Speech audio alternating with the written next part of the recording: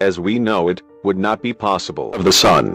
Through the process of photosynthesis, the sun, along with water and carbon dioxide, enables the plants to grow.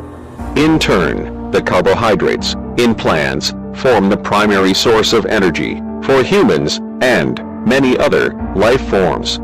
But, do you know how our sun came into existence and how it is going to die? Well, let's find out.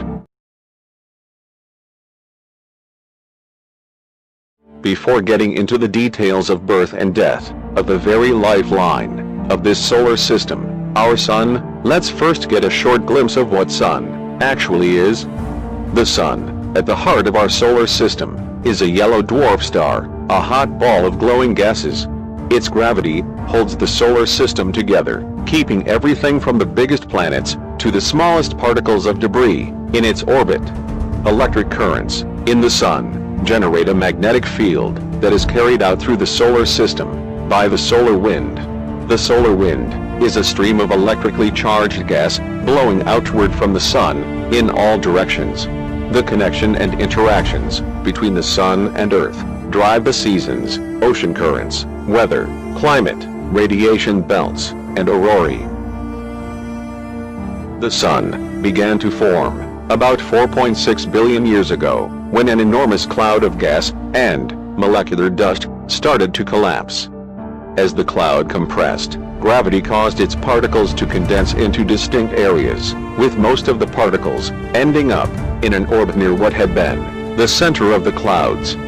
Another 100,000 years passed, in which the orb continued to collapse, until, finally, a combination of rising temperatures and increased pressure kindled its core. Then, after a mere few million years of existence as a rowdy, wind-blown adolescent, the sun matured into its current state. With every passing second, the sun converts 600 million tons of hydrogen into helium to generate energy. But the sun's hydrogen is a limited source, and in about 5 to 7 billion years, it will run out of fuel. When it does, the sun will burn hotter.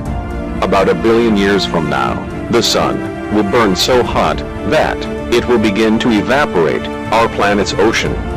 Unable to course correct the widespread drought plaguing the planet, human beings will be among the last to die. First, we will witness the end of plant life. The sun will simply burn too hot for photosynthesis to occur. Without food, plant-eating animals will starve. Without plant-eating animals to eat, meat-eating animals will become extinct. Thus, without water, plants or animals, human beings will eventually die too. About 3.5 billion years from now, the sun will be so large and so hot that Earth's mountains would begin to melt.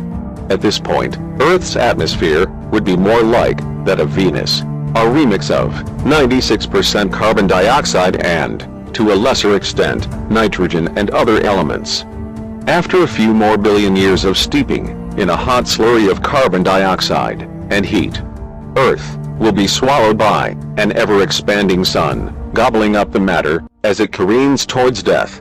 After 6.7 billion years from now, sun would become a planetary nebula. A nebula is a giant cloud of dust and gas in space.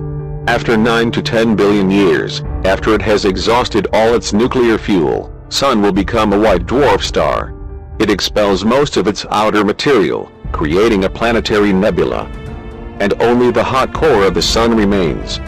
Finally, after trillions of years from now, sun will turn into a black dwarf star that has cooled sufficiently that it no longer emits significant heat or light, and eventually die. This is the story of birth and death of the very lifeline of our solar system, the sun. Please give a thumbs up if you like this video and also share this video as much as you can. Also subscribe to our channel for more videos like this.